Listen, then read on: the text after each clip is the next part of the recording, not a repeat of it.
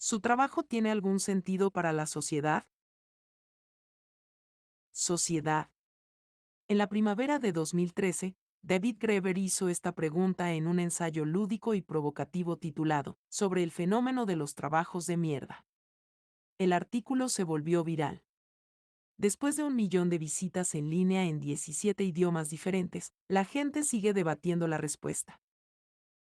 Hay millones de personas, consultores de recursos humanos, coordinadores de comunicación, investigadores de telemarketing, abogados corporativos, cuyos trabajos son inútiles y ellos lo saben. Estas personas están atrapadas en unos trabajos de mierda. Olvide a Piketty o Marx, es Graeber, uno de los antropólogos y activistas más influyentes del momento, quien dice alto y claro que muchas de las tareas que se realizan en una economía de esclavos asalariados son una forma de empleo tan carente de sentido, tan innecesaria o tan perniciosa que ni siquiera el propio trabajador es capaz de justificar su existencia, y pese a ello se siente obligado a fingir que no es así.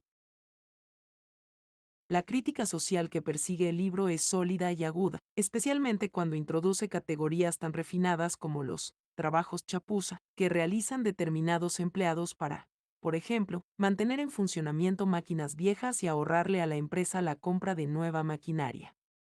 No deja de tener su lógica, ya que, como dijo Orwell, una población que está ocupada trabajando, aunque sea en tareas totalmente inútiles, no tiene tiempo para hacer mucho más.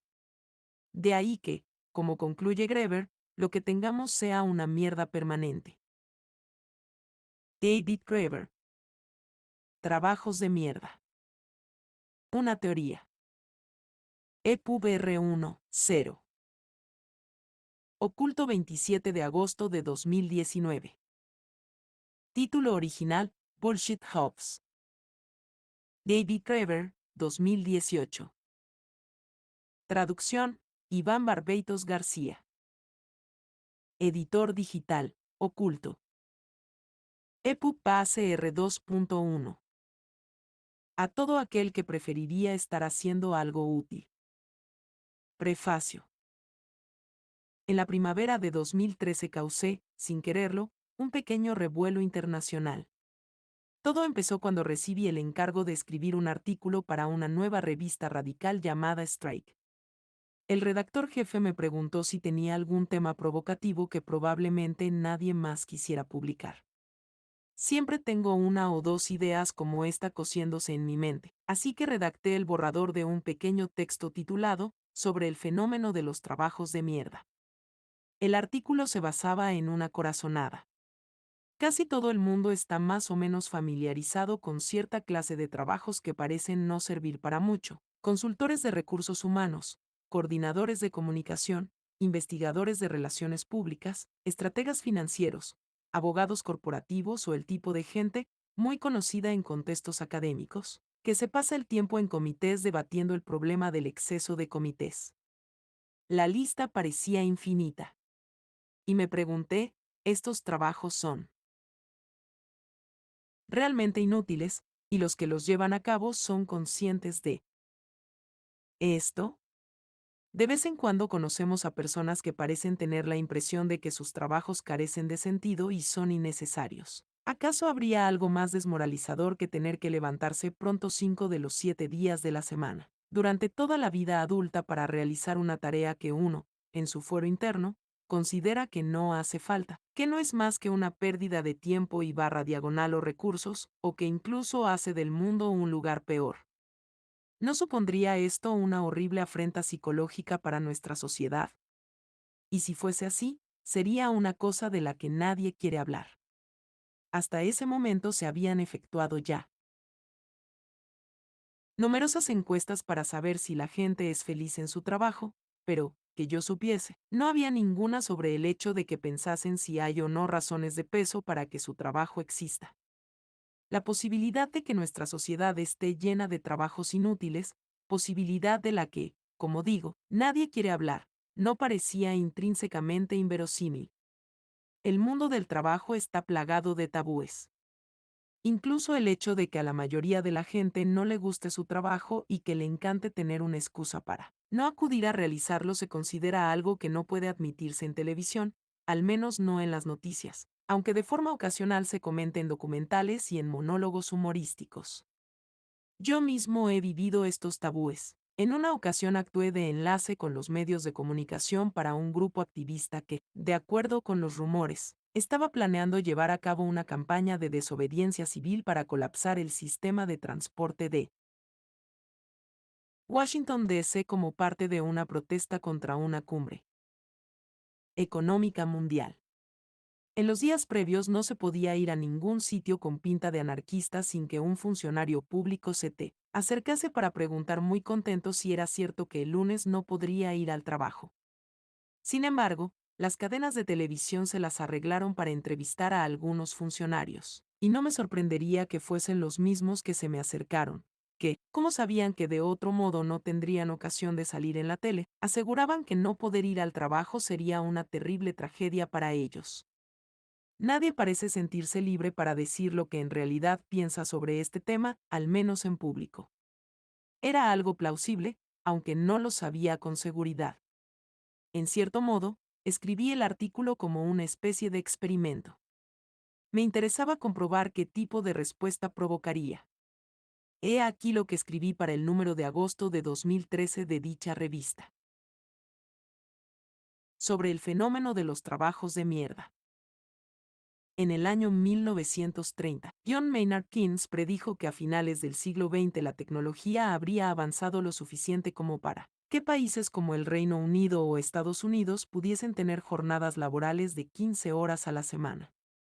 Hay muchas razones para creer que tenía razón. En términos tecnológicos, hoy en día tal jornada sería perfectamente posible. Y, sin embargo, no solo no está implantada, sino que, por el contrario, la tecnología ha sido utilizada para conseguir que todos trabajemos aún más. Para ello se han tenido que crear empleos que son inútiles. Muchísimas personas, sobre todo en Europa y Norteamérica, pasan toda su vida laboral efectuando tareas que, en su fuero interno, piensan que no haría falta realizar. El daño moral y espiritual que produce esta situación es realmente profundo. Es una cicatriz en nuestra alma colectiva, pero casi nadie habla de ello. ¿Por qué la prometida utopía de Keynes, aún esperada con ansia en los 60, no ha llegado nunca a materializarse? La respuesta más habitual es que no tuvo en cuenta el enorme incremento del consumismo. Entre trabajar menos horas o tener más juguetes y más placeres, hemos escogido la segunda opción. Si fuese así, la moraleja estaría clara, pero apenas un momento de reflexión nos lleva a pensar que no puede ser cierto. De hecho, desde los años 20 hemos sido testigos de la creación de una infinita variedad de nuevos trabajos y empresas, pero muy pocos de ellos tienen algo que ver con la producción y distribución de sushi, hipones o zapatillas deportivas caras. Así pues, ¿cuáles son estos nuevos trabajos exactamente? Un informe reciente sobre la evolución del empleo en Estados Unidos entre 1910 y 2000 ofrece ejemplos claros, muy similares a los del Reino Unido durante los mismos años. Cabría añadir. A lo largo del pasado siglo, el número de trabajadores empleados en el servicio doméstico, en la industria y en el sector agropecuario se redujo drásticamente, mientras que los profesionales, gestores, administrativos, vendedores y empleados en servicios en general, se triplicaron, pasando de la cuarta parte a las 3/4 partes de la fuerza laboral. En otras palabras, los trabajos productivos, como se había predicho, se han automatizado enormemente. Incluso en términos globales, contabilizando a todas las personas empleadas en el sector industrial en el mundo, incluidas las esforzadas poblaciones de India y China, este tipo de trabajadores ya no suponen un porcentaje de la población mundial tan elevado como lo era antaño. En lugar de producirse una importante reducción de las horas de trabajo, que hubiera liberado a la población mundial y le hubiera permitido dedicarse a sus propios proyectos, placeres, visiones e ideas, hemos asistido a un enorme aumento del sector servicios, no tanto del sector en su conjunto, sino específicamente de la parte más administrativa, incluyendo en ella la creación de nuevas empresas como las destinadas a servicios financieros o a la venta a distancia, así como a la expansión sin precedentes de colectivos como los que se ocupan del derecho corporativo, la administración académica o sanitaria, los recursos humanos y las relaciones públicas. Y en esta relación ni siquiera se incluye a todas las personas cuyo trabajo consiste en proporcionar apoyo administrativo, técnico o de seguridad para las empresas mencionadas, ni tampoco a las integradas en el sinfín de empresas centradas en tareas auxiliares, bañar perros, repartir pizza a domicilio las 24 horas, etc., que solo existen porque todos los demás trabajadores se dedican al resto de los trabajos. Estos son los que se podrían llamar trabajos de mierda. Da la impresión de que hay alguien ahí fuera creando trabajos sin sentido solo para mantenernos ocupados. Y este es el principal misterio, ya que, en teoría, precisamente en el capitalismo este tipo de cosas no deberían suceder. En los viejos e ineficientes estados socialistas como la antigua Unión Soviética, en los que el empleo se consideraba un derecho y un deber sagrado, el sistema creaba tantos empleos como fuesen necesarios. Por esta razón, en las tiendas soviéticas solía haber 3 dependientes para vender un trozo de carne. Sin embargo, esta es exactamente la clase de problema que se supone que solucionan los mercados competitivos. De acuerdo con los postulados de la teoría económica, lo último que haría una empresa con ánimo de lucro sería despilfarrar dinero, pagando a trabajadores que en realidad no necesita. Y, sin embargo, esto es lo que de alguna manera está sucediendo. Aunque muchas empresas llevan a cabo despidos masivos, estos recaen invariablemente en las personas que en realidad fabrican, transportan, arreglan o conservan cosas. Debido a una extraña alquimia que nadie puede explicar, el número de chupatintas asalariados parece expandirse sin freno, y cada vez más empleados se encuentran presentes en su lugar de trabajo. De manera similar a los trabajadores soviéticos, de hecho, 40 o incluso 50 horas a la semana, pero trabajando realmente unas 15 horas, tal y como predijo Keynes, ya que el resto del tiempo lo pasan organizando seminarios de motivación o asistiendo a ellos, actualizando sus perfiles de Facebook o descargando series. Está claro que la respuesta a la pregunta que nos hacíamos al comienzo de este artículo no es económica, sino moral y política. Los miembros de la clase dominante han llegado a la conclusión de que una población feliz y productiva con tiempo libre en sus manos es un peligro mortal. Piensa en lo que empezó a suceder cuando esto apenas apuntaba como posibilidad en los 60. Y, por otra parte, resulta extraordinariamente conveniente para ellos la creencia de que el trabajo es un valor moral en sí mismo, y de que todo aquel que no esté dispuesto a someterse a algún tipo de intensa disciplina laboral durante la mayor parte de sus horas de vigilia no merece nada. Una vez, pensando en el incremento en apariencia interminable de las tareas administrativas dentro de los departamentos académicos británicos, me vino a la mente una posible visión del infierno, un montón de individuos que pasan la mayor parte de su tiempo haciendo tareas que no les gustan y en las que no se desenvuelven especialmente bien. Digamos, por ejemplo, que fueron contratados por ser excelentes ebanistas, y entonces descubrieron que se esperaba que pasaran gran parte del tiempo friendo pescado. En realidad, la tarea es innecesaria, o, al menos, solo existe una cantidad muy limitada de pescado para freír, pero de alguna manera todos están tan obsesionados por el resentimiento que les produce pensar que algunos de sus colegas pueden estar pasando más tiempo que ellos trabajando la madera y escaqueándose de sus responsabilidades. En la fritura que en poco tiempo se forman interminables pilas de pescado mal cocinado y que no sirve para nada, amontonándose por todas partes, y esto es en realidad todo lo que se hace. En mi opinión, esta es una descripción bastante acertada de la dinámica moral de nuestra propia economía. Soy consciente de que este argumento va a suscitar objeciones inmediatas. ¿Quién eres tú para decidir qué trabajos son realmente necesarios? De todos modos, ¿qué significa necesario? Tú eres profesor de antropología, ¿acaso este trabajo es necesario? En realidad, muchos lectores de tabloides considerarían la existencia de mi trabajo como la definición perfecta de gasto social inútil. Y en cierto modo, todo esto es cierto, no es posible medir de forma objetiva el valor social. Jamás me atrevería a decir a nadie que está convencido de que realiza una contribución significativa al mundo, que en realidad no es así, pero, ¿qué pasa con los que piensan que sus propios trabajos carecen de sentido? Hace poco retomé el contacto con un amigo del colegio al que no había visto desde los 15 años y me sorprendió descubrir que durante todo ese tiempo había sido primero poeta y después líder de un grupo de rock indie.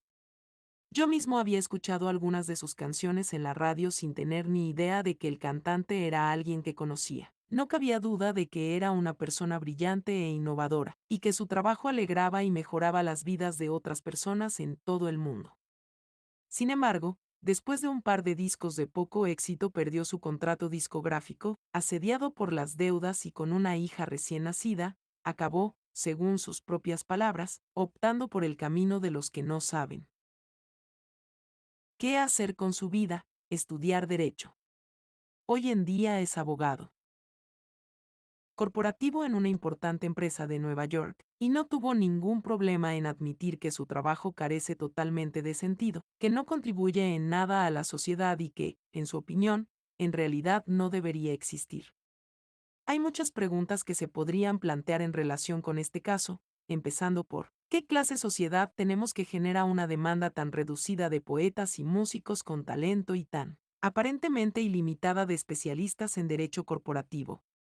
Respuesta: si el 1% de la población controla la mayor parte de la riqueza disponible, lo que llamamos el mercado, solo refleja lo que ellos, y nadie más, juzga útil o importante.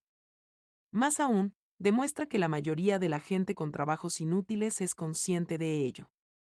De hecho, no creo haber conocido nunca a un abogado corporativo que no piense que su trabajo es una mierda. Y lo mismo ocurre en casi todas las nuevas actividades comentadas anteriormente.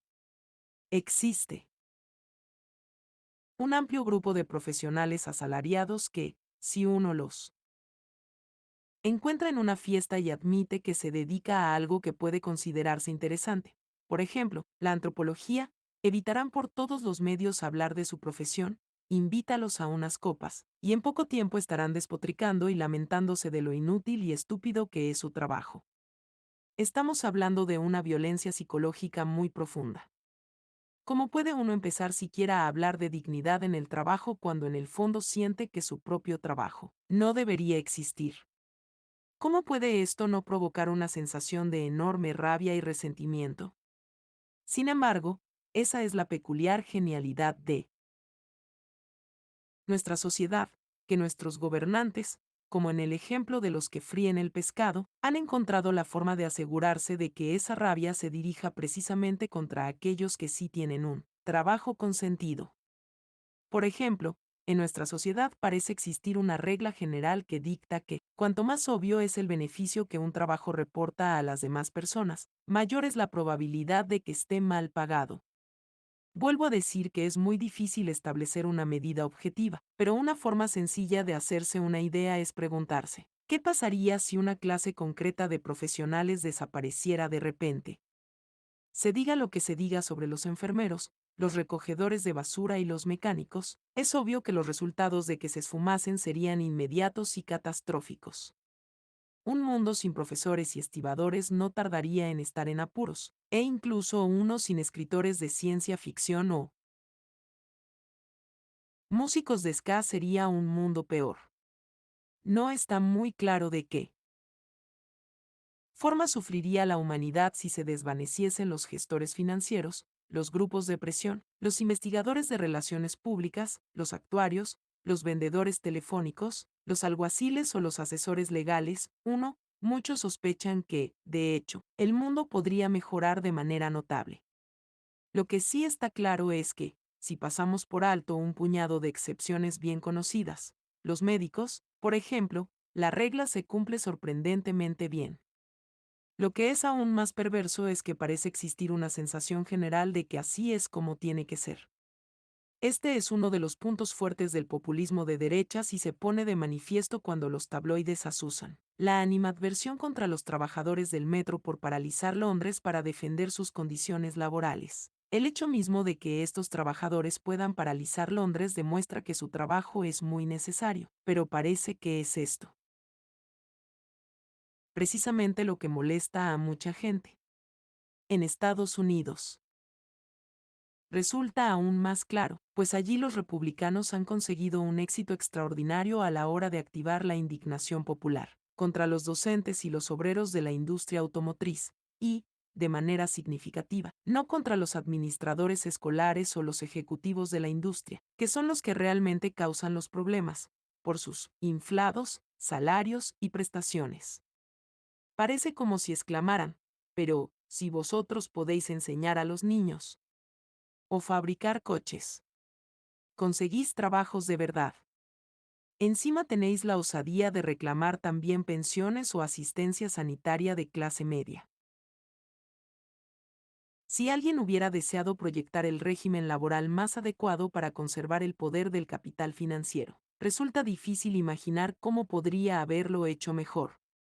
Los trabajadores productivos que sobreviven son presionados y explotados de forma implacable, mientras que el resto se divide entre el aterrorizado estrato de los universalmente denigrados desempleados y un estrato social algo mayor formado por los que, en esencia, reciben un sueldo por no hacer nada, en puestos concebidos para inducirles a identificarse con las perspectivas y las sensibilidades de la clase dirigente, gestores, administradores, etc., y en especial con sus avatares financieros, y por otro lado para incentivar, al mismo tiempo, un resentimiento larvado contra todo aquel cuyo trabajo tenga un valor social claro e innegable. Por supuesto, tal sistema nunca fue diseñado de manera consciente y surgió como resultado de cerca de un siglo de prueba y error, pero es la única explicación de por qué, pese a los enormes avances tecnológicos, no tenemos todos jornadas laborales de 3 o 4 horas. Si alguna vez la hipótesis desarrollada en un artículo fue confirmada por la forma en que fue recibida, sin duda alguna esta fue una de ellas, sobre el fenómeno de los trabajos de mierda, provocó una verdadera conmoción. Lo más irónico fue que mi pareja y yo habíamos escogido precisamente las 2 semanas posteriores a la publicación del artículo para pasarlas aislados con una maleta de libros en una cabaña en los bosques de Quebec. Habíamos optado voluntariamente por un sitio sin conexión a Internet, lo cual me dejó en la incómoda situación de tener que seguir los acontecimientos a través de mi teléfono móvil. El artículo se hizo viral casi de inmediato.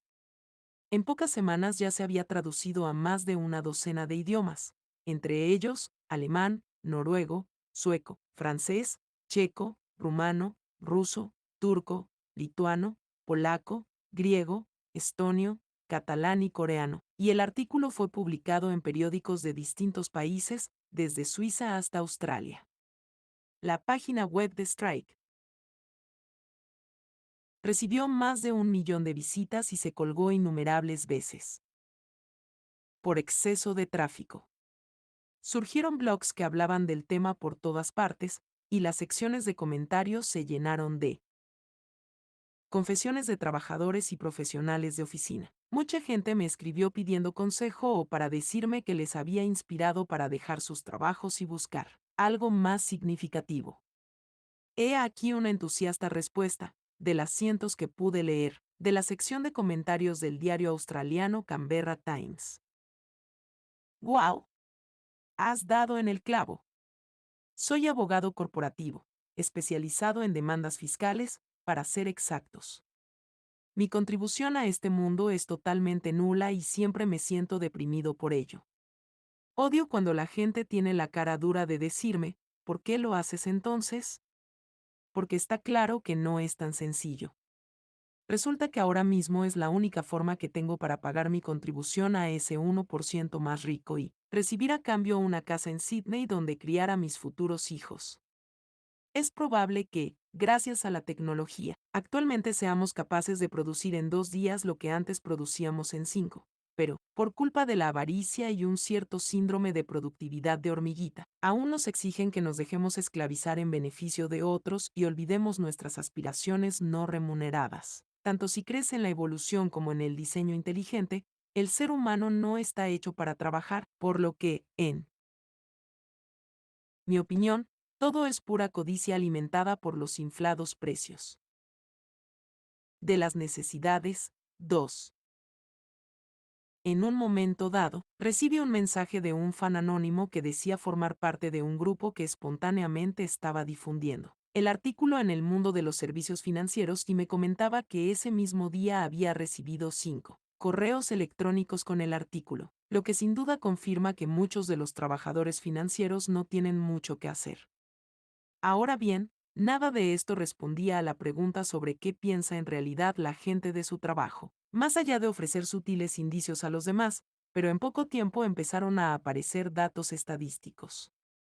El 5 de enero de 2015, algo más de un año después de la publicación del artículo, el primer lunes del año, es decir, el día en el que la mayoría de los londinenses regresaban al trabajo tras las vacaciones de Navidad. Alguien pegó encima de varios cientos de anuncios publicitarios de los vagones del metro de la ciudad una serie de carteles activistas con citas del artículo original. Las 4 frases escogidas fueron las siguientes. Muchísimas personas pasan toda su vida laboral efectuando tareas que, en su fuero interno, piensan que no haría falta realizar. Da la impresión de que hay alguien ahí fuera creando trabajos sin sentido solo para mantenernos ocupados.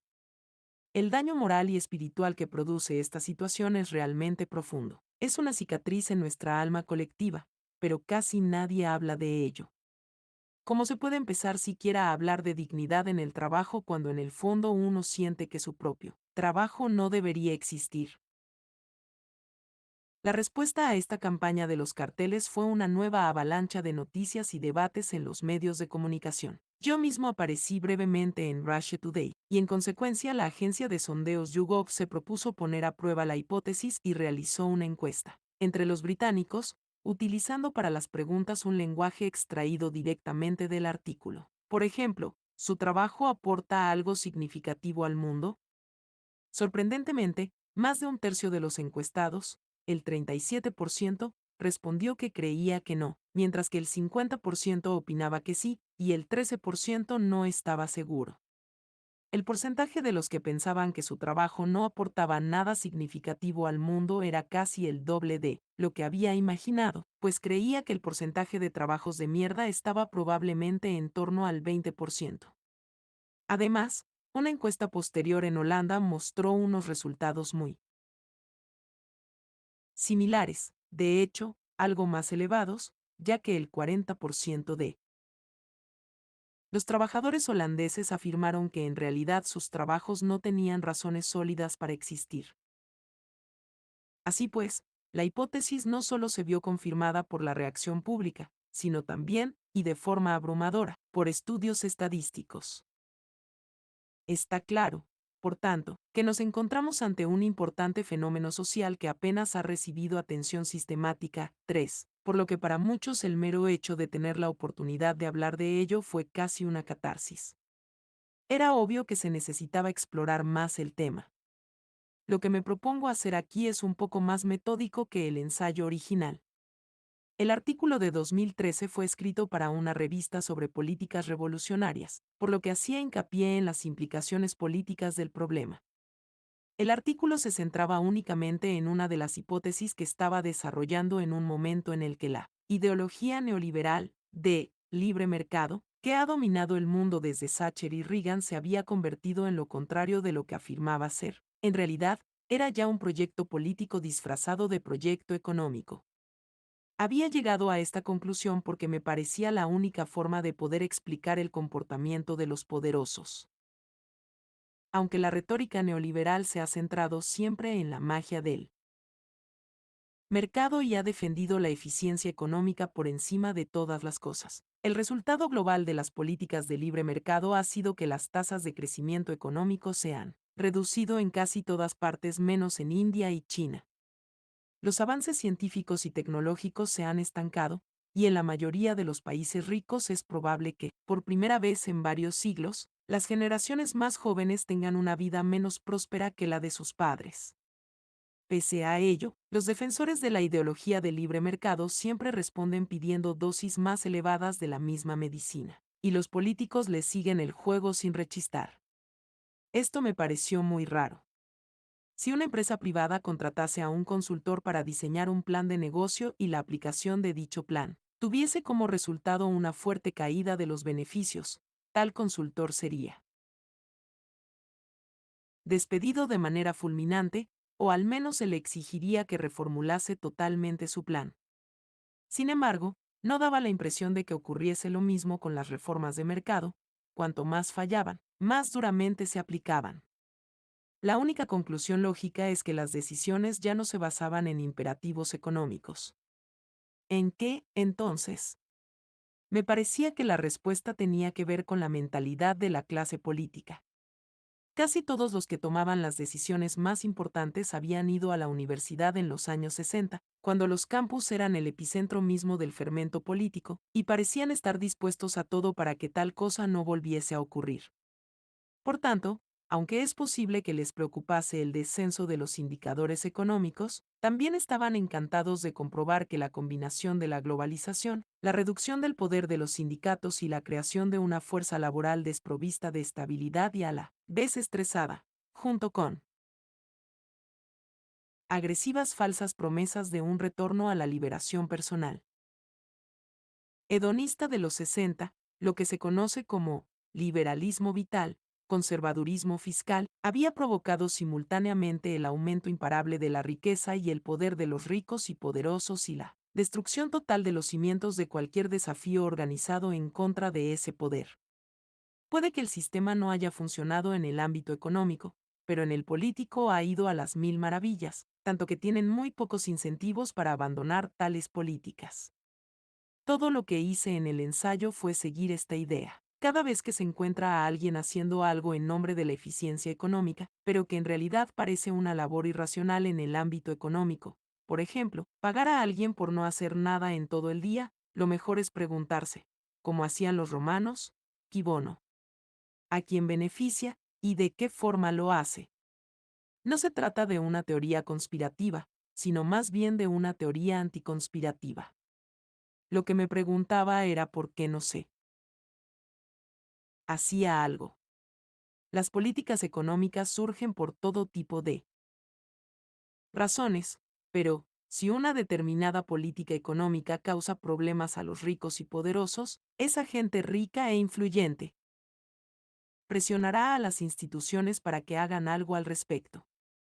Esta es la razón por la que, tras la crisis financiera de 2008 a 2009, fueron rescatados los grandes bancos de inversión, pero no lo fueron los particulares con hipotecas.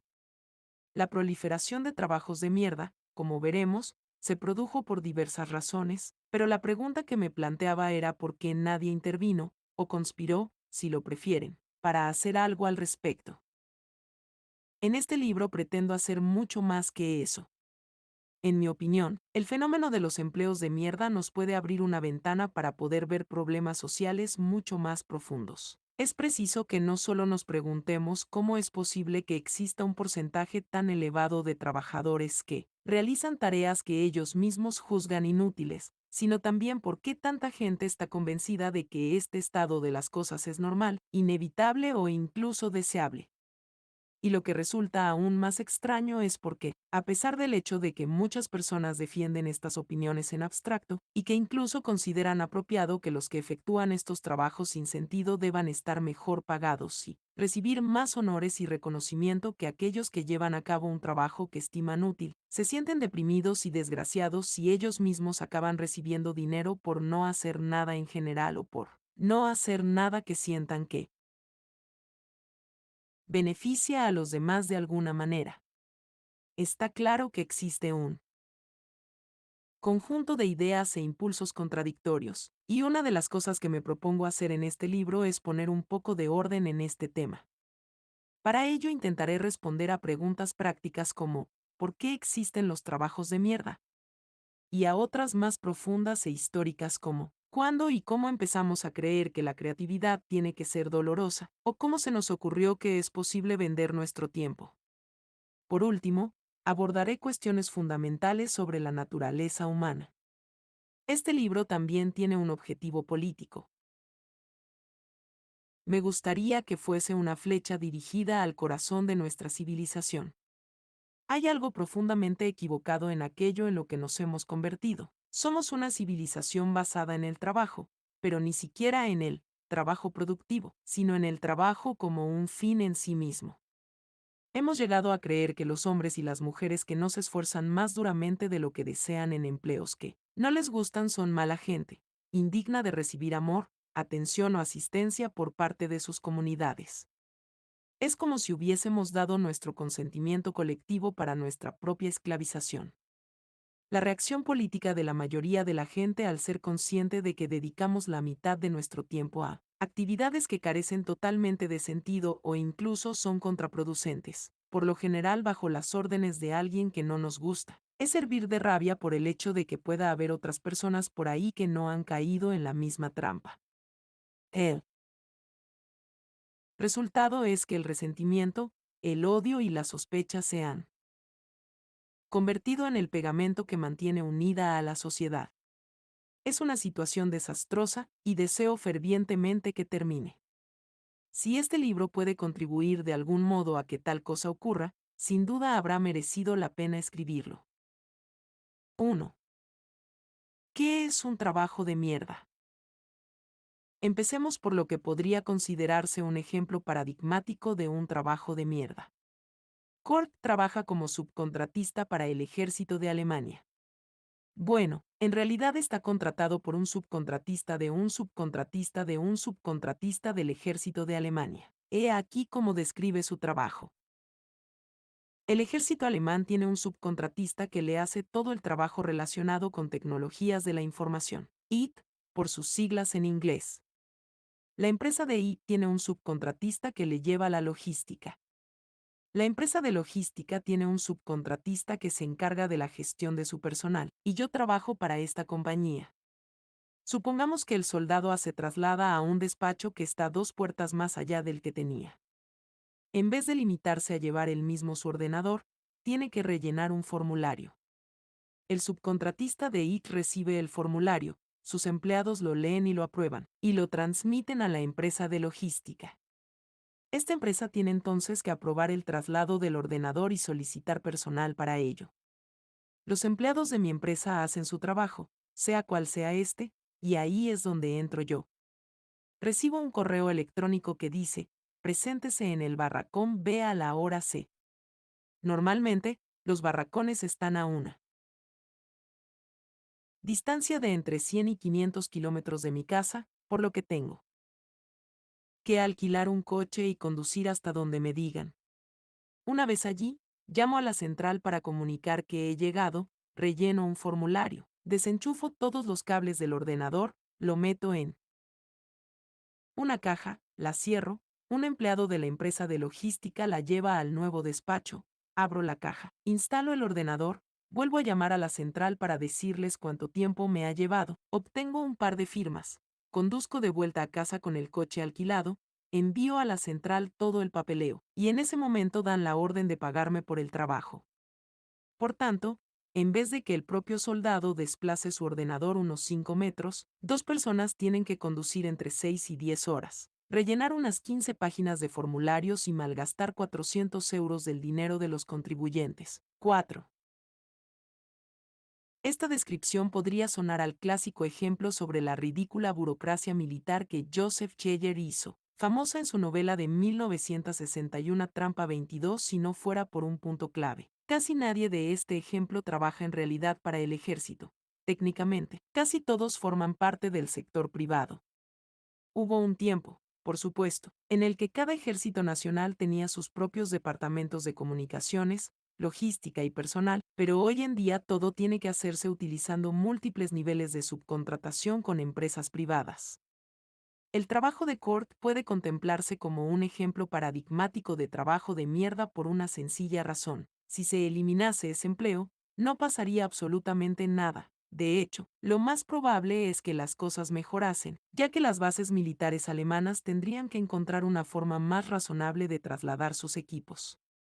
Y lo más significativo es que no solo el trabajo de Kurt es un trabajo de mierda, sino que el propio Kurt es perfectamente consciente de ello.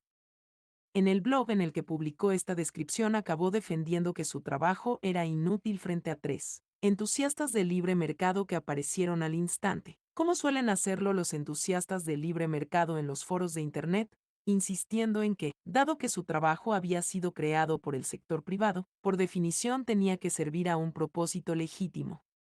En mi opinión, esta es una característica muy clara de un trabajo de mierda. Es tan inútil que incluso la persona que tiene que efectuarlo todos los días es incapaz de convencerse de que existe una buena razón para hacerlo. Puede que no se atreva a admitirlo ante sus compañeros, a menudo hay buenos motivos para no hacerlo, pero aún así está convencido de ello.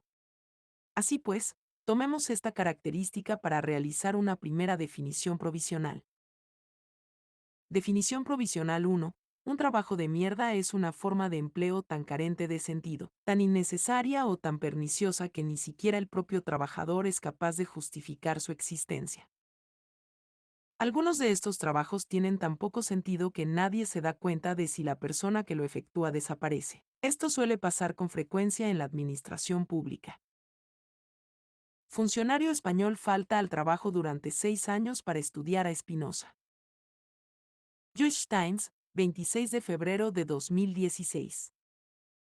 Un funcionario español, que recibió su salario durante al menos 6 años sin trabajar, utilizó ese tiempo para convertirse en un experto en los escritos del filósofo judío Baruch Spinoza, según informaron algunos medios de comunicación españoles. La página web euronews.com publicó la semana pasada que un tribunal de Cádiz, en el sur de España, había dictaminado que Joaquín García, de 69 años, tenía que pagar una multa de 30.000 euros por faltar durante 6 años a su trabajo en las instalaciones hidráulicas Aguas de Cádiz, donde estaba empleado como ingeniero desde 1996. Su ausencia fue descubierta en 2010, cuando García fue propuesto para recibir una medalla por la larga duración de sus servicios. El teniente de alcalde Jorge Blas Fernández comenzó una investigación que lo llevó a descubrir que García no había ido al despacho durante 6 años. Fuentes anónimas del periódico El Mundo afirman que durante sus años de ausencia se dedicó a estudiar los escritos de Spinoza, el filósofo judío hereje que vivió en Ámsterdam durante el siglo XVII. Una de estas fuentes corroboró que García se había convertido en un experto en Spinoza, pero negó que no acudiese nunca al trabajo, pues sostenía que si acudía de vez en cuando. 5. Los periódicos españoles dieron mucha importancia a esta noticia. En un momento en el que el país estaba padeciendo un severo periodo de austeridad y elevado desempleo, resultaba intolerable que hubiese empleados públicos que pudiesen faltar al trabajo durante años sin que nadie se percatase de ello. La defensa de García, sin embargo, no carecía de fundamento. Explicó que, aunque durante años se había esforzado para realizar correctamente su trabajo de control de la planta de tratamiento de aguas de la ciudad, la instalación acabó pasando a manos de unos dirigentes que le odiaban por sus ideas socialistas y que se negaban a asignarle responsabilidades, por lo que se encontró en una situación tan desmoralizadora que se vio obligado a buscar ayuda médica por depresión. Finalmente, por consejo de su terapeuta, decidió que, en lugar de pasarse todo el día sentado fingiendo estar ocupado, era preferible lograr que el responsable de la instalación aceptase que su trabajo lo supervisaba el ayuntamiento, y a la inversa, que el ayuntamiento reconociera que su trabajo lo supervisaba el responsable de la instalación, de modo que se presentaba en su puesto de trabajo únicamente si había algún problema y se quedaba en casa el resto del tiempo para hacer algo útil con su vida. 6. De vez en cuando aparecen casos similares relacionados con el sector público. Uno popular es el de unos carteros que, en lugar de repartir el correo, decidieron esconderlo en armarios, cobertizos o incluso tirarlo a contenedores de basura, y el resultado fue que se perdieron montones de cartas y paquetes durante años sin que nadie se diera cuenta. 7. La novela de David Foster Wallace El Rey Pálido, sobre la vida en la sucursal del Internal Revenue Service. 8. En Peoria, Illinois, va aún más allá, pues describe cómo un auditor muere en su puesto de trabajo, como se queda erguido sentado en su silla, nadie se percata hasta pasados varios días. Puede que esto parezca una caricatura absurda, pero en 2002 ocurrió algo casi idéntico en Helsinki. Un auditor fiscal finlandés permaneció muerto en su despacho durante más de 48 horas mientras 30 colegas iban y venían a su alrededor sin notar nada raro. La gente creyó que deseaba trabajar tranquilo y nadie quiso molestarle, comentó su supervisor, lo cual, pensándolo bien, es bastante considerado. 9. Por supuesto, son historias como estas las que llevan a políticos de todo el mundo a pedir una mayor participación del sector privado, donde, según se afirma, estos abusos no ocurrirían. Y aunque es cierto que hasta el momento no hemos tenido noticia de empleados de FedEx o UPS que almacenen paquetes en sus cobertizos, la privatización también genera su propia variedad de locuras, a menudo mucho menos refinadas, tal y como demuestra el caso de Kurt. No necesito recalcar la ironía de que Kurt trabajara en última instancia para el ejército alemán, el cual ha sido acusado de muchas cosas a lo largo de los años, pero muy pocas veces de ineficiencia.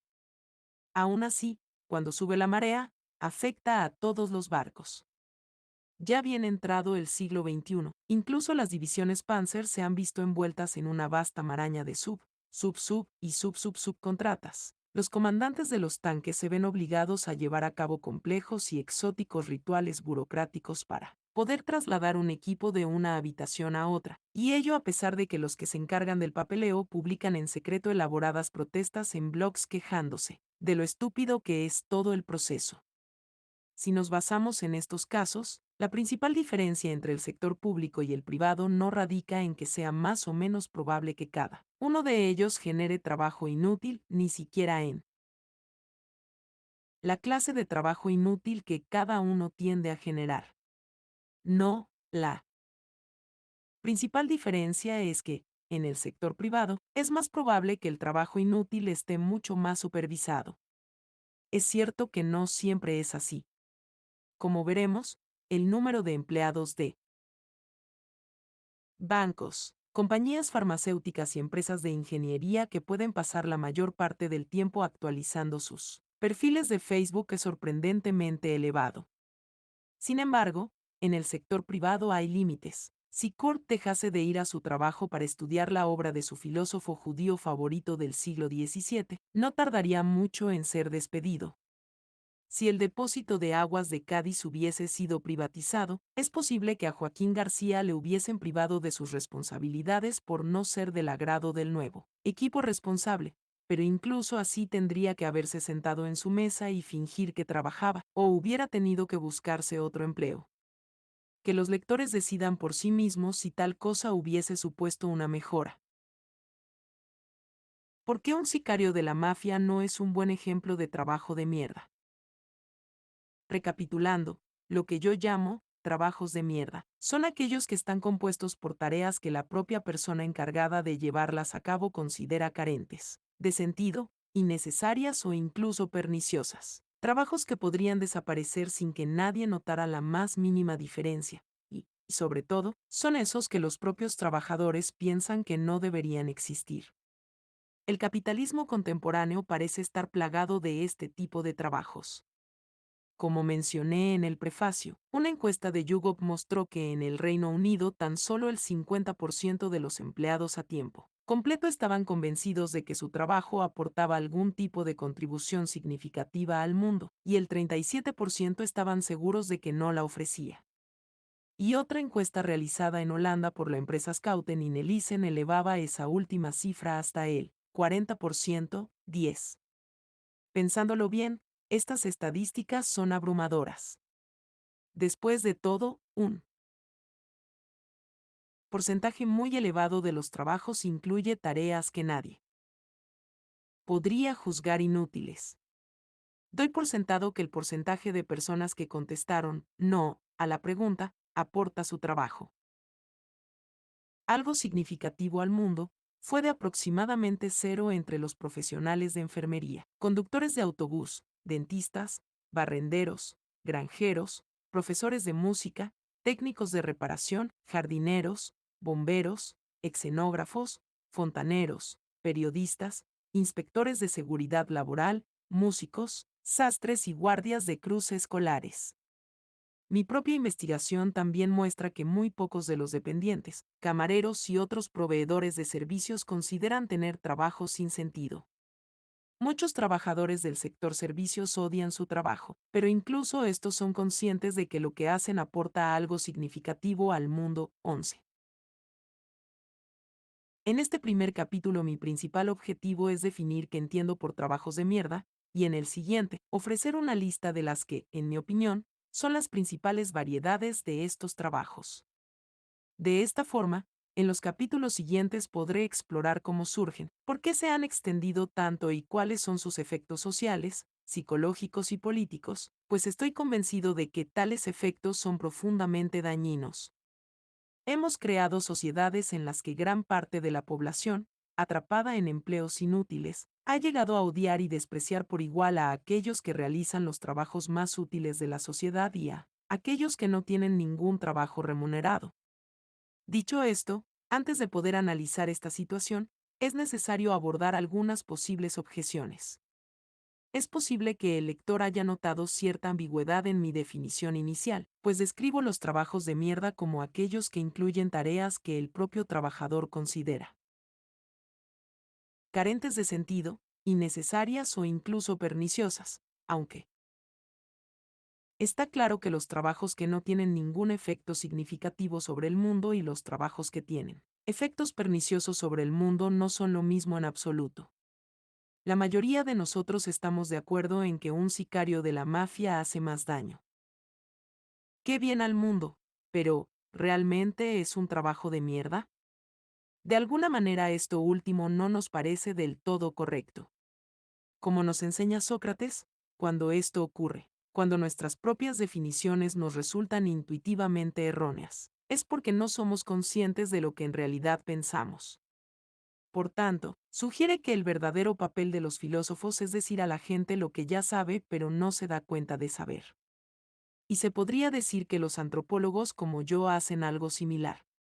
De alguna forma, la expresión, trabajos de mierda, tiene sentido para mucha gente, lo que significa que, al menos a un nivel intuitivo y tácito, dispone de unos criterios en mente que le permiten afirmar, ese era un trabajo de mierda, o aquel era un trabajo malo, pero no diría exactamente que era un trabajo de mierda. Muchas personas con trabajos perniciosos piensan que la frase se adapta muy bien a lo que hacen, y otros claramente no lo sienten así. La mejor forma de intentar averiguar cuáles son esos criterios es examinar los casos más extremos. Entonces, ¿por qué nos chirría decir que un sicario tiene un trabajo de mierda? 12. Sospecho que existen múltiples razones, pero una de las principales es que es poco probable que el sicario de la mafia, a diferencia de, por ejemplo, un especulador de divisas o un investigador de marketing, afirme ser lo que no es. Es cierto que un mafioso tenderá a decir que solo es un hombre de negocios, pero, siempre que esté dispuesto a reconocer la verdadera naturaleza de su ocupación, no tendrá muchos problemas en decir qué es lo que hace. Es muy improbable que finja que su trabajo es en cierto modo beneficioso para la sociedad, o que insista en que contribuye al éxito de un grupo que proporciona un producto o servicio útil, drogas, prostitución, etc. Pero, si lo hace, será pura fachada. Esto nos permite refinar nuestra definición. Los trabajos de mierda no son solo aquellos que son inútiles o perniciosos, sino que tiene que existir también un cierto grado de fingimiento o fraude. El trabajador debe sentirse obligado a simular que, en realidad, hay una buena razón para que el trabajo exista, aunque en privado no se lo crea realmente. Tiene que haber una especie de brecha entre apariencia y realidad, un cierto grado de deshonestidad. 13. Así pues, hagamos un segundo intento. Definición provisional 2. Un trabajo de mierda es una forma de empleo tan carente de sentido, tan innecesaria o tan perniciosa que ni siquiera el propio trabajador es capaz de justificar su existencia, si bien se siente obligado a fingir que no es así. Por supuesto, hay otra razón por la que el trabajo de sicario no debería considerarse un trabajo de mierda, y es que el propio sicario no está convencido de que su trabajo no debería existir. La mayoría de los mafiosos creen formar parte de una antigua y honorable tradición que para ellos es un valor en sí mismo, independientemente de que contribuya o no al bien común. Esta es, por cierto, la misma razón por la cual el de señor feudal tampoco es un trabajo de mierda. Podría decirse que reyes, condes, emperadores, pachás, emires, marajás, hacendados, terratenientes y similares son personas inútiles. De hecho, muchos insistirían, y yo tiendo a estar de acuerdo con ellos, en que incluso juegan un papel pernicioso cuando intervienen en las relaciones humanas. Sin embargo, ellos no opinan lo mismo.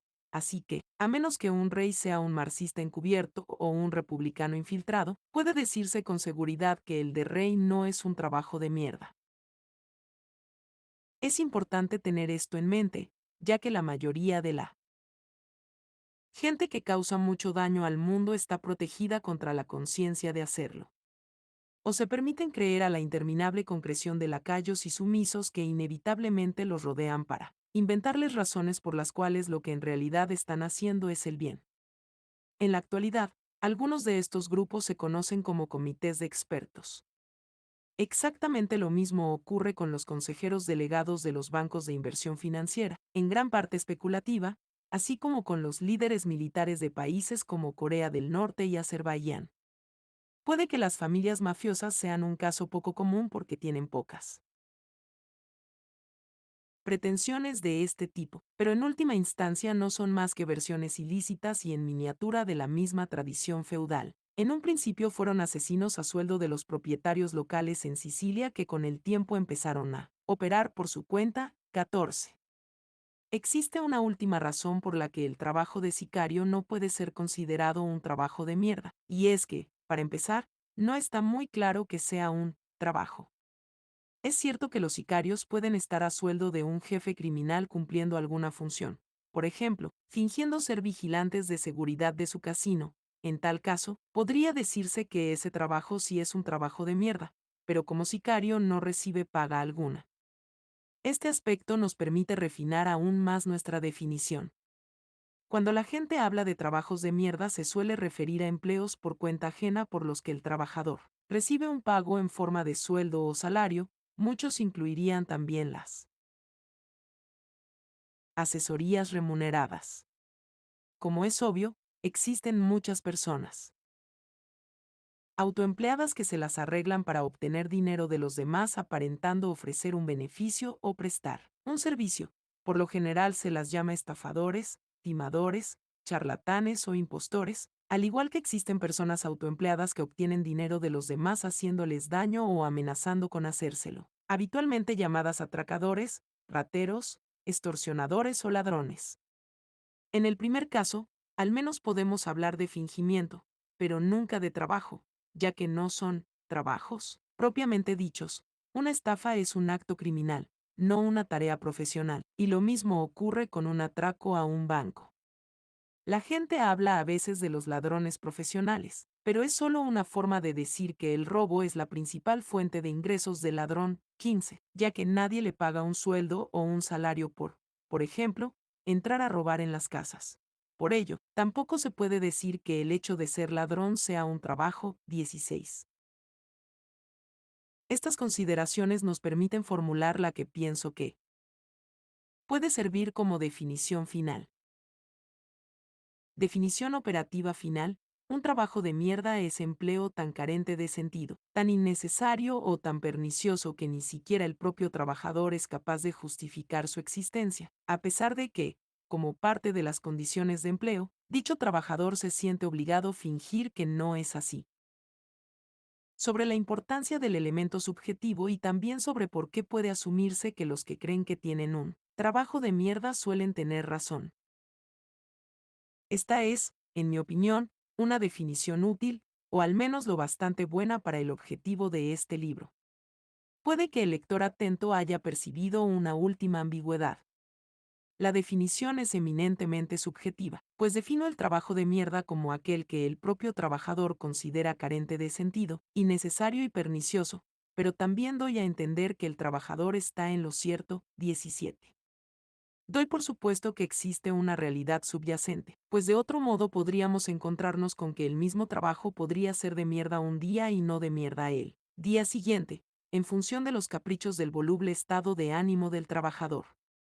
Lo que quiero decir es que las cosas tienen un valor social, distinto del simple valor de mercado, pero que, como nadie ha encontrado todavía una forma adecuada de medirlo, no queda más remedio que utilizar la percepción del propio trabajador, que es lo más parecido que.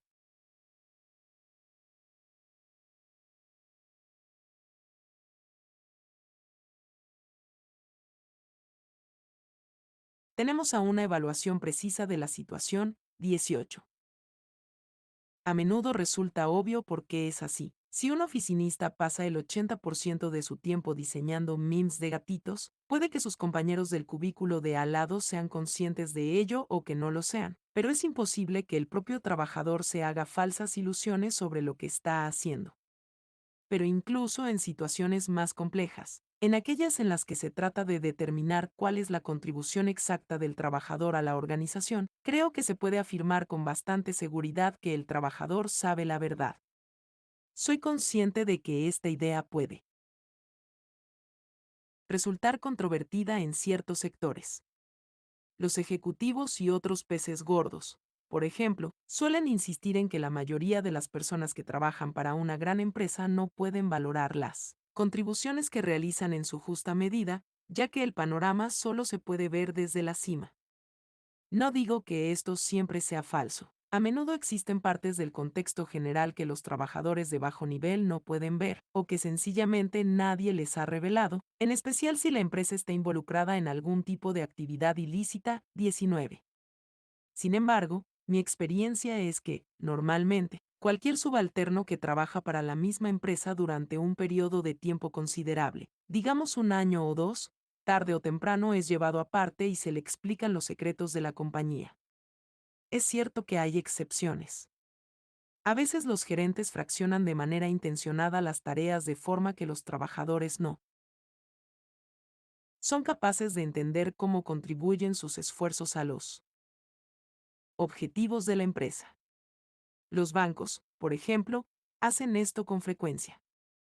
Incluso he tenido noticia de que en algunas fábricas en Estados Unidos los trabajadores de la cadena de montaje no sabían qué es lo que se fabricaba exactamente, aunque en tales casos casi siempre era así porque los propietarios habían contratado de forma intencionada a trabajadores que no hablaban inglés.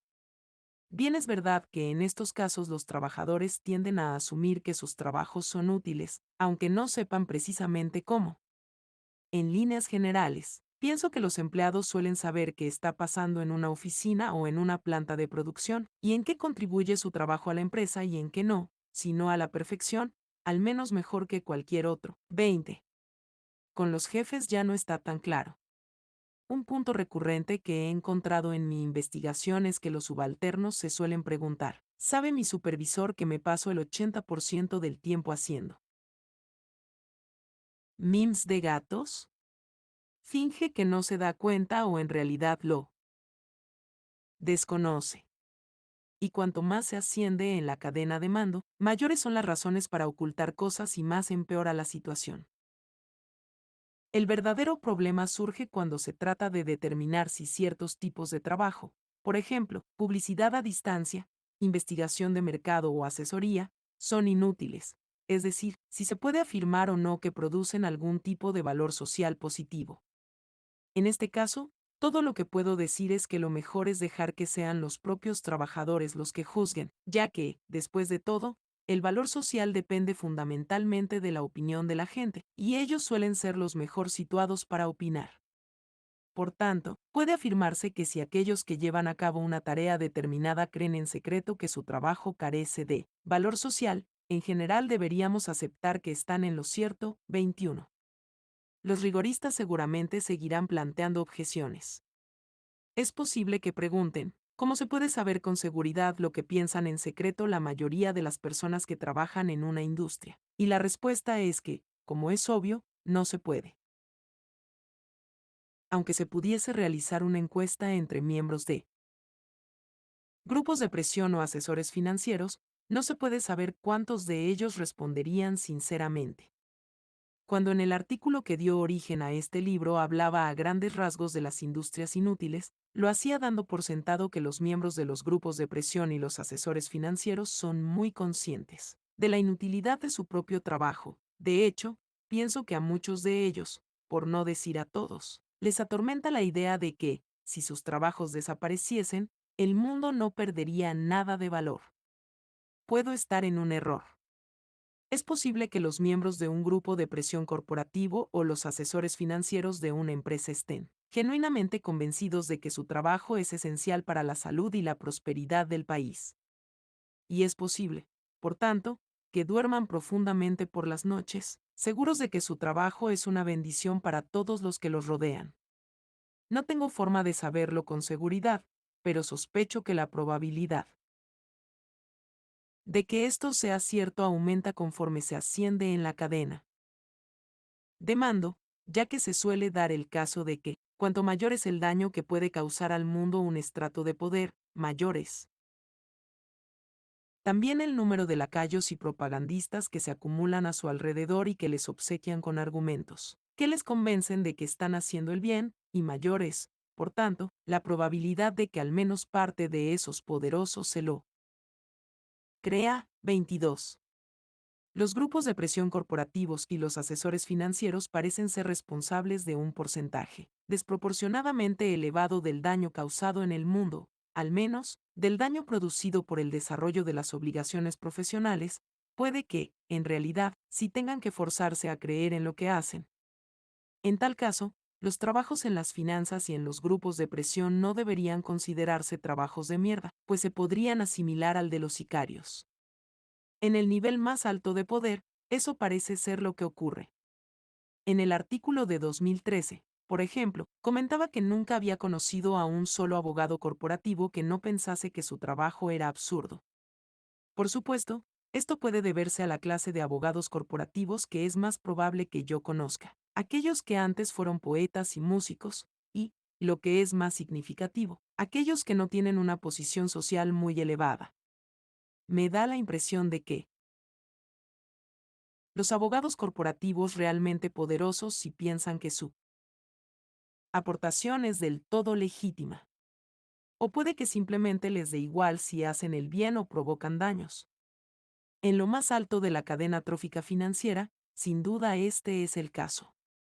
En abril de 2013, por una extraña coincidencia, tuve la oportunidad de estar presente en una conferencia titulada Arreglando el sistema bancario de una vez por todas, que tuvo lugar en la sede de la Reserva Federal en Filadelfia, y en la que Jeffrey Sachs, el economista de la Universidad de Columbia conocido por haber diseñado las reformas de terapia de choque aplicadas en la antigua Unión Soviética, intervino en directo por videoconferencia y asombró a todos los presentes ofreciendo lo que, en términos de los periodistas con mayor tacto, fue una evaluación inusualmente sincera de los altos cargos de las instituciones financieras de Estados Unidos.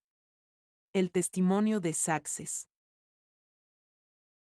especialmente valioso porque, como él mismo destacó en varias ocasiones, muchas de estas personas no le solían ocultar gran cosa porque daban por supuesto, no del todo sin razón, que estaba de su lado. Verán, últimamente me reúno con mucha gente de Wall Street con regularidad, los conozco bien. Como con ellos. Y voy a ser muy franco, considero que el entorno ético en el que se mueven es patológico. Estas personas no cumplen sus obligaciones fiscales, no responden ante sus clientes y no tienen ninguna responsabilidad ante sus contrapartes en las transacciones. Son insensibles, avariciosos, agresivos, se sienten absolutamente fuera de control, en el sentido más literal de la expresión, y han amañado el sistema en gran medida. Creen realmente que tienen el derecho divino a apropiarse de todo el dinero que puedan de la forma que sea, legal o no. Si se echa un vistazo a las contribuciones económicas a las campañas electorales, cosa que casualmente yo hice ayer mismo por otro motivo, se puede comprobar que los mercados financieros son el principal contribuyente electoral en Estados Unidos. Tenemos un sistema político corrupto hasta la médula, ambos partidos están metidos hasta el cuello en esto. Todo ello ha producido una sensación de impunidad absolutamente pasmosa, que se puede percibir a nivel individual. Y es algo muy, muy insano. He esperado 4 años, 5 años ahora para ver a un representante de Wall Street utilizar un discurso basado en la ética. Y no he visto ni uno, 23. Ahí lo tienen. Si Sachs estaba en lo cierto, y, sinceramente, ¿quién está mejor situado para saber? Entonces no podemos considerar que los puestos cumbre del sistema financiero sean trabajos de mierda. Ni siquiera se trata de personas que se han creído lo que les cuentan sus propios propagandistas. En realidad estamos hablando de un atajo de maleantes. Otra distinción importante a tener en cuenta es la existente entre trabajos inútiles y trabajos simplemente malos. 24. En adelante, me referiré siempre a estos últimos como trabajos basura, que es uno de los términos que suele utilizar la gente para referirse a ellos. La única razón por la que saco este asunto a colación es porque a menudo se confunden ambos tipos de trabajo, lo cual es extraño, porque no se parecen en nada. De hecho, se podría decir que son opuestos. Los que yo llamo trabajos de mierda son trabajos inútiles, pero suelen estar muy bien pagados y tienden a proporcionar excelentes condiciones de trabajo. Los llamados trabajos basura, por el contrario, no son trabajos de mierda en absoluto. Por lo general implican tareas necesarias y que claramente benefician a la sociedad, pero los trabajadores que las realizan suelen ser maltratados y estar mal pagados. Algunos trabajos, por supuesto, a pesar de ser intrínsecamente desagradables, pueden ser muy gratificantes. Hay un viejo chiste que habla de un empleado de un circo cuyo trabajo era limpiar los excrementos de los elefantes después de cada función. Hiciera lo que hiciera, no podía eliminar el mal olor que siempre le acompañaba. Se cambiaba de ropa, se lavaba el pelo y se frotaba una y otra vez, pero continuaba apestando y las mujeres ni siquiera querían acercarse a él. Finalmente, un día un amigo le preguntó, ¿por qué te haces esto? Hay tantos otros trabajos que podrías hacer, a lo que el hombre respondió, ¿qué? Y dejar el mundo del espectáculo, punto. Esta clase de trabajos no pueden considerarse ni de mierda ni basura, sean cuales sean las tareas inherentes. Otros trabajos, la limpieza cotidiana, por ejemplo, no son degradantes en sí mismos, pero se suele conseguir que lo sean con cierta facilidad. A los encargados de la limpieza de la universidad donde trabajo, por ejemplo, se les trata muy mal. Como se hace en la mayoría de las universidades actualmente, su trabajo ha sido subcontratado. No son empleados directos de la universidad, sino de una empresa de limpieza, cuyo nombre está siempre bien visible en los uniformes púrpura que tienen que llevar. Se les paga poco, se les obliga a trabajar con sustancias químicas peligrosas que a menudo dañan sus manos, o si no se ven forzados a darse de baja para recuperarse, sin compensarles por ello, y en general se les trata con arbitrariedad y escaso respeto. No existe razón alguna por la que estos limpiadores tengan que ser tratados de forma tan abusiva, pero al menos pueden estar orgullosos, y, de hecho, se de primera mano que muchos lo están, de que su trabajo sea necesario. Los edificios tienen que estar limpios, y, por tanto, sin ellos la actividad de la universidad no podría desarrollarse con normalidad. 25. Los trabajos basura suelen ser manuales y pagarse por horas, mientras que los trabajos de mierda suelen ser de oficina y recibir un salario mensual. Los que hacen trabajos basura tienden a ser objeto de humillaciones, no solo trabajan muy duro, sino que se les aprecia poco precisamente por eso, pero al menos saben que están haciendo algo útil. Los que hacen trabajos de mierda, por el contrario, suelen estar rodeados de reconocimiento y prestigio. Son respetados como profesionales, están bien pagados y se les considera triunfadores, la clase de personas que pueden estar orgullosas de su labor. Sin embargo, en su fuero interno son conscientes de que en realidad no han logrado nada. Piensan que no han hecho nada para merecer los juguetes con los que llenan sus vidas. Sienten que todo se basa en una mentira, y así es. Se trata de dos formas de opresión profundamente distintas.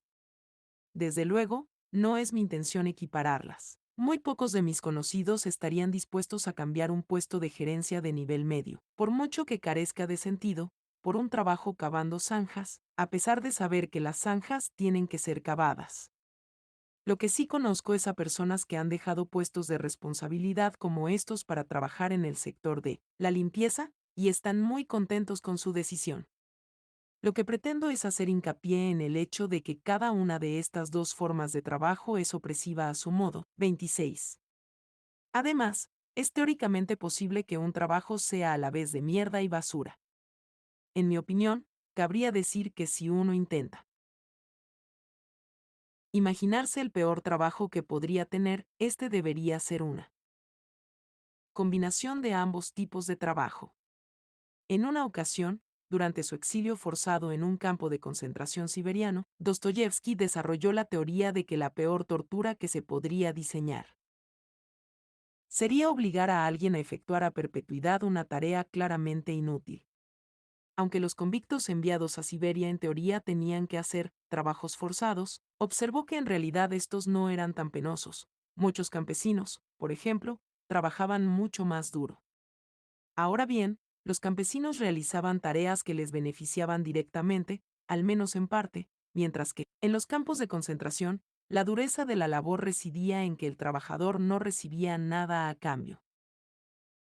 Se me ocurrió que, si se desease reducir a un hombre a la nada, castigarle de manera absolutamente atroz, machacarle de tal forma que hasta el asesino más endurecido temblase de miedo ante la mera perspectiva, bastaría con dejarle muy claro que el trabajo que se le fuerza a realizar una y otra vez es inútil hasta el absurdo. Los trabajos forzados, tal y como se llevan a cabo en la actualidad, no suelen tener interés alguno para el convicto, pero al menos son útiles. Hacer ladrillos, cavar zanjas, construir, etc. Todas estas ocupaciones tienen un significado y un propósito, e incluso hay veces en las que el prisionero se interesa por lo que hace y se esfuerza por mejorar su habilidad. Sin embargo, si se le obligase a verter agua o arena de un recipiente a otro una y otra vez, o a mover un montón de tierra de un sitio a otro sin parar, estoy convencido de que al cabo de pocos días el prisionero optaría por colgarse o por cometer 1000 crímenes castigados con pena capital, prefiriendo morir antes que seguir sufriendo semejante humillación, vergüenza y tortura. 27. Sobre la idea